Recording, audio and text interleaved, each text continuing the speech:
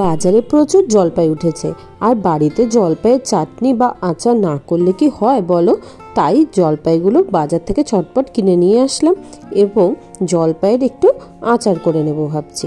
আর জলপাইয়ের আচার বা বিভিন্ন রকম আচার করার জন্য কিন্তু আমি খুব পারদর্শী না, তবে যেইভাবে আমি আচারটা তৈরি করছি সেটা ভাবলাম তোমাদের সাথেও শেয়ার করি, তাই আচারটির রেসিপিটা আমি তোমাদের সাথেও শেয়ার করে নিচ্ছি।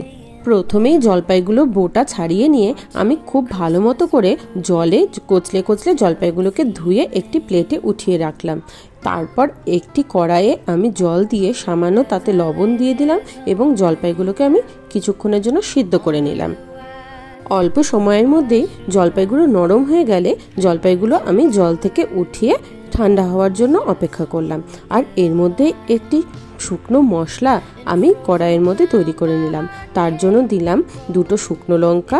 এটা কিন্তু ঝালটা যে যেমন খাবে সেই অনুযায়ী শুকনো লঙ্কা দিবে। শুকনো লঙ্কাগুলো একটু নাড়াচাড়া করে নিয়ে আমি এবার দিয়ে দিলাম 1 চামচ মৌরি, 1 চামচ জিরা, 1 চামচ পাঁচফোড়ন ও 1 চামচ ধনে। এবার সবগুলোকে খুব ভালো মতো করে আমি ড্রাই রোস্ট করে শিলনোড়ায় বেটে নিলাম। তোমরা চাইলে মিক্সিতেও গুঁড়ো করে নিতে পারো।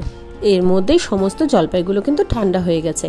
এবার জলপাইগুলোকে সামান্য একটুখানি চটকে চটকে নিচ্ছি যাতে হালকা ভাঙা ভাঙা হয়ে যায়। এবার গ্যাসে বসিয়ে দিলাম একটি কড়াইয়ে দিয়ে দিলাম পরিমাণ মতো সরষার তেল।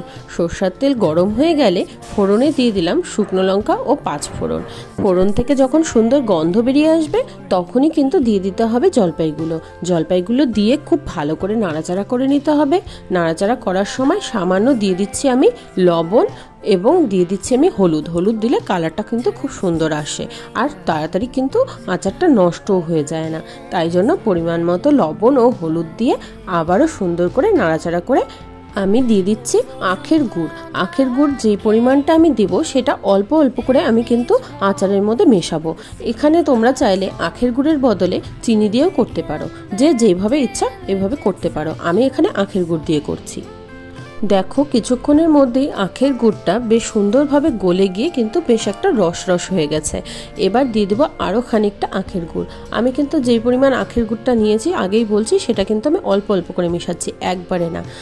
তারপরে হচ্ছে আখের গুড়টা দিয়ে আবারও বেশ কিছুক্ষণ নাড়াচাড়া করে নিলাম। এতে জলপাইগুলো ভালো মতো করে রসের মধ্যে সিদ্ধও হয়ে যাবে। এবার আমি উপর থেকে যে গুঁড়ো মশলাটা করে রেখেছিলাম সেই গুঁড়ো মশলাটা অল্প ছড়িয়ে দিলাম। ছড়িয়ে দিয়ে আবারও বেশ সুন্দর করে নাড়াচাড়া করে নেব একটু আঠা ধরা পর্যন্ত।